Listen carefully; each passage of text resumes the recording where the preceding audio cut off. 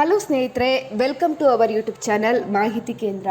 ಬೆಳೆ ನಷ್ಟದಿಂದ ಸಂಕಷ್ಟದಲ್ಲಿರುವಂತಹ ರೈತರಿಗೆ ಸಿಎಂ ಸಿದ್ದರಾಮಯ್ಯ ಅವರು ಗುಡ್ ನ್ಯೂಸ್ ಅನ್ನು ನೀಡಿದ್ದಾರೆ. ಶೀಘ್ರದಲ್ಲೇ ಈ ಬಗ್ಗೆ ಪರಿಶೀಲನೆ ಮಾಡುವುದಾಗಿ ಅವರು ಹೇಳಿದ್ದು, ಏನು ಆ ಗುಡ್ ನ್ಯೂಸ್ ಅಂತ ತಿಳಿಯಲು ವಿಡಿಯೋವನ್ನ ಪೂರ್ತಿಯಾಗಿ ನೋಡಿ.